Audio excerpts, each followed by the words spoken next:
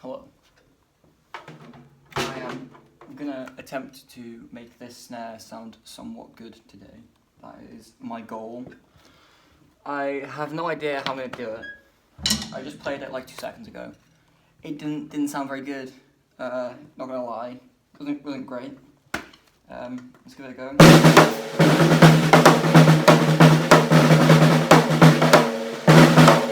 There's a lot of snare bells coming from the reso. So we'll flip it upside down first to begin with.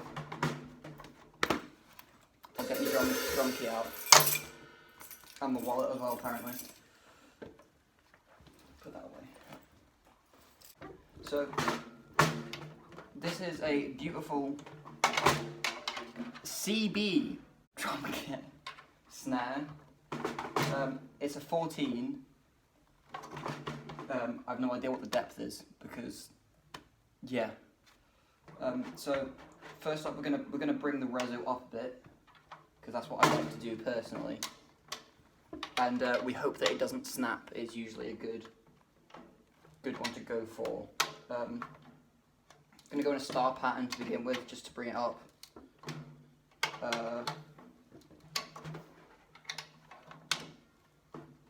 Bring it up as much as you're comfortable with going. Obviously,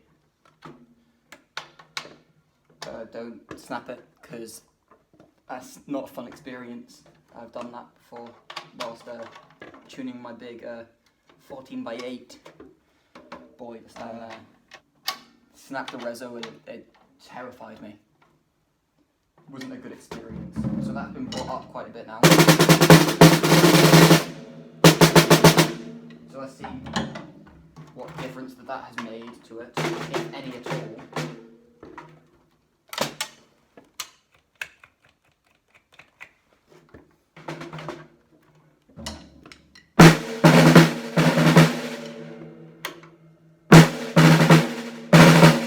There's still quite a bit of buzz coming from it. I'm guessing that these snares are loose, so we should tighten them. I like a lot of tack is a good thing, I feel. Especially for metal and punk, I don't really want any resonance, because I'm going to play a note and then I'm going to move on to the next thing instead of waiting for it to, you know, dum, and then just kind of take its time with going away, which is usually what happens.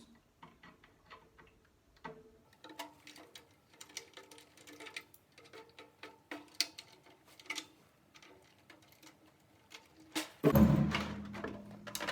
we're going to loosen the thumb screw a lot.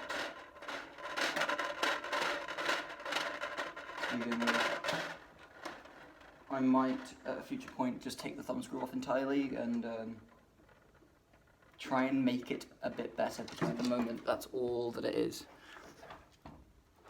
It's really, really bad. Ah! So we're going to loosen the thumb screw quite a lot. Make sure that it's all the way up. Pull these down.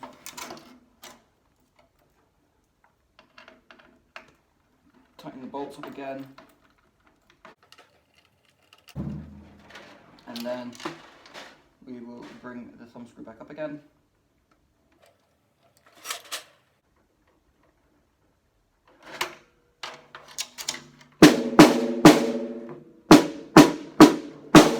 So that's already improved quite a bit, I think. Next thing is obviously muffling. This has got an internal muffler here.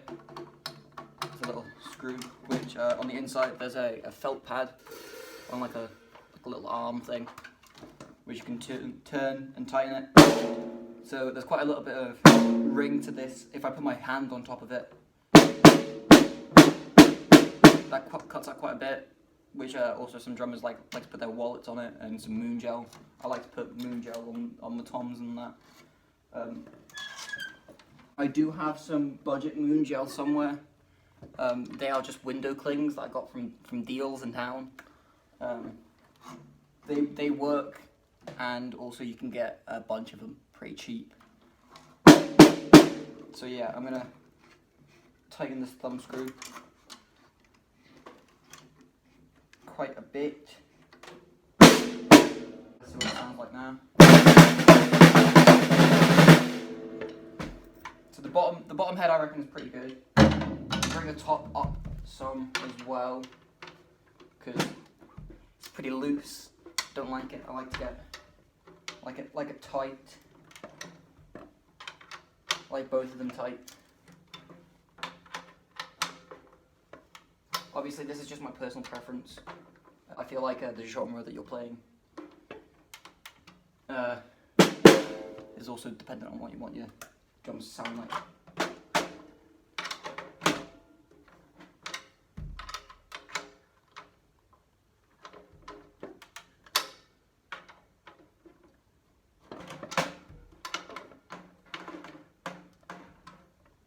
Let's give it a go now.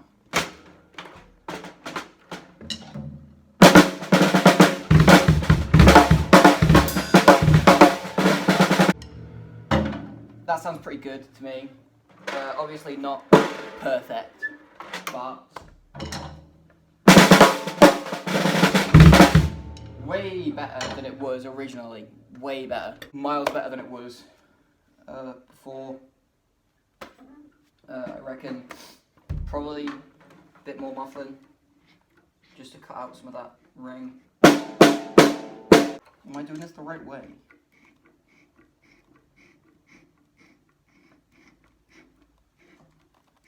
Geese away.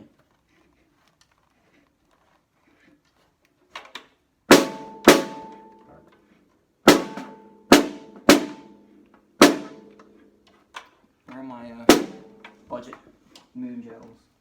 Somewhere. I don't even know whether they're in this room. They'll be around.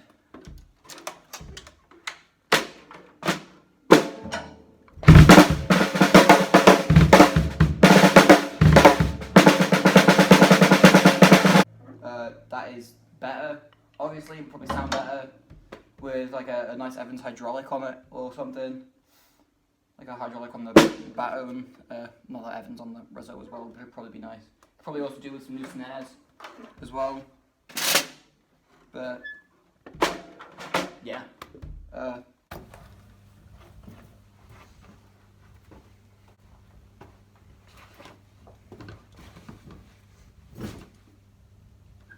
That light is not good.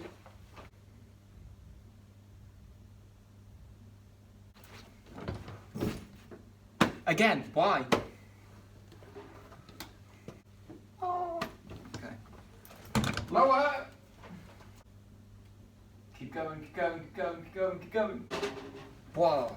Through the magical thing that is editing, I returned from a different angle and with a different snare this time. The lighting is just kind of meh. I'm gonna fix it. It's blinding me. Okay. Oh man, that one's bright, hey.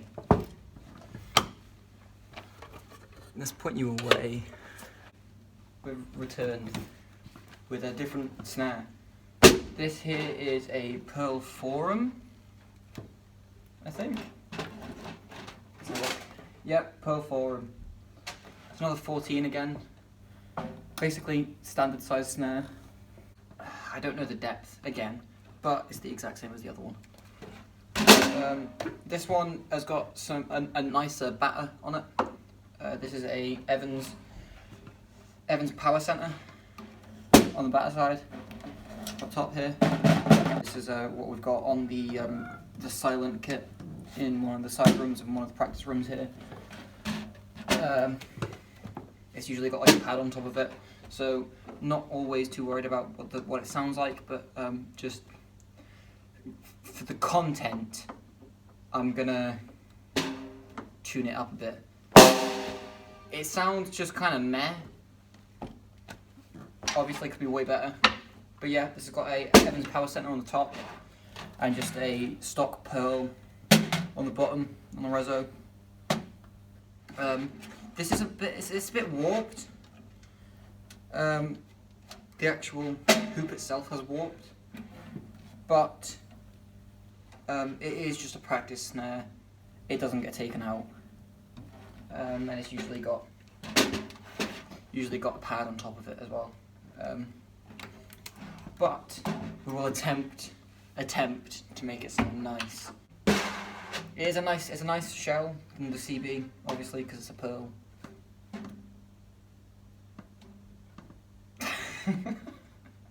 That's about it. Again, we're gonna start from the reso. A lot of the tone comes from the reso. I'm gonna loosen this quite a bit here. Take it down some. Yeah, so you can over tighten, which is usually where you'll get your warps from. Again, not tightening in a star pattern around your tension rods. That'll also warp your shell if you over tighten. If you're like, oh hey, I'm just going to bring this up a bunch on one side and then go to the one that's not right next to it, you'll get a warped shell pretty quickly. On this, the hoop, metal hoop, has warped, is what it looks like.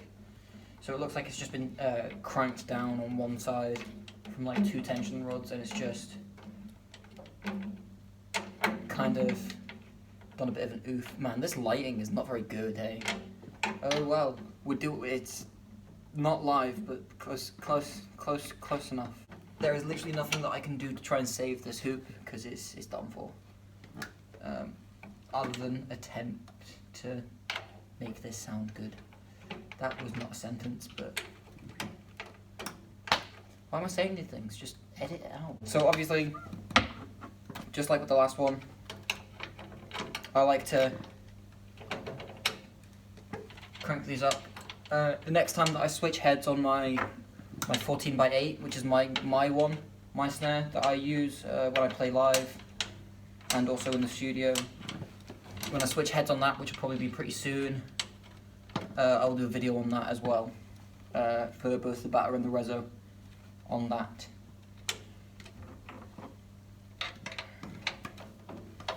So we're just going to bring up the reso quite a bit. This light is really annoying me.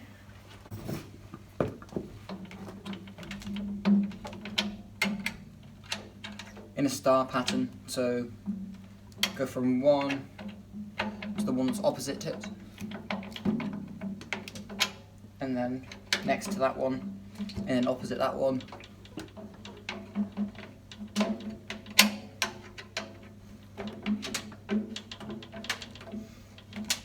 Now, unfortunately, we don't currently have any new heads in at the moment, so I can't really do a lot. Because basically everything in here needs a new head, but I make them sound good. That's my job. You gotta work with what you've got as well. It's an important part.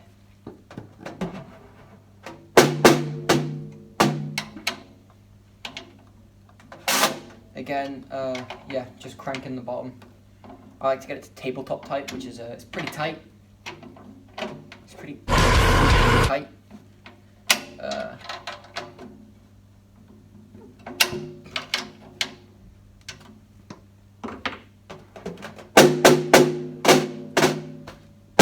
This is definitely going to need some gels on it. I'm going to flip it. We're going to go to the top. On this one, here's your throw off. This is what you use to throw your snares on and off. Off. On.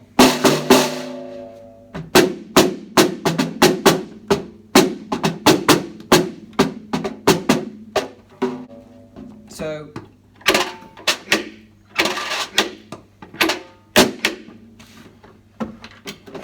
we're going to crank the top on this as well. Again, in star pattern. Always do a star pattern, I find, just because, you know, doesn't warp your shell, and you don't want to warp shell because then you won't be able to put new heads on it because your heads won't fit. Simple as, really. Bringing the batter up some. Oh, and I dropped the drum key.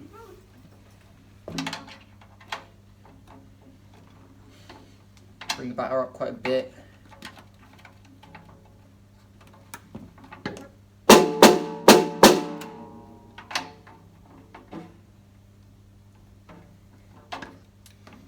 That's probably go and ask Jenny where the gels are.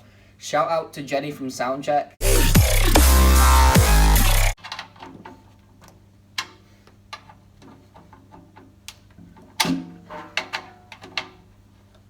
Let's see what this sounds like.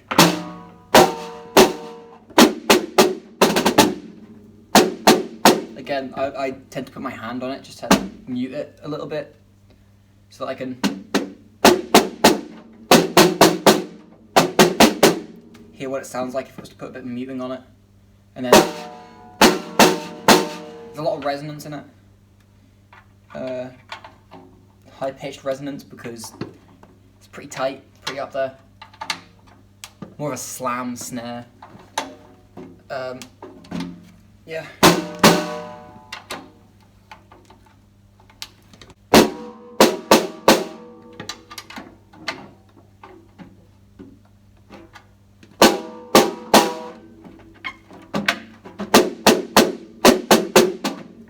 That sounds okay.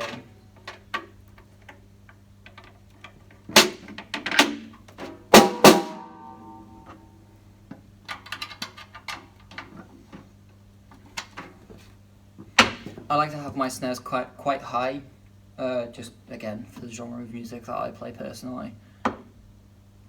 I'm gonna go and ask Jenny where the windicklings are.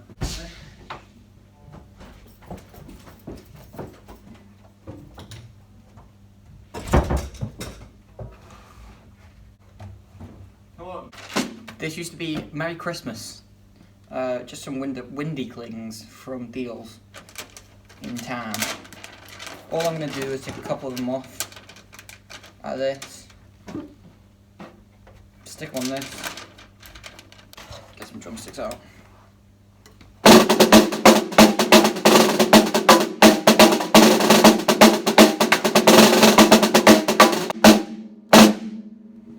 That's pretty good, man. I like that. I cannot play traditional grip.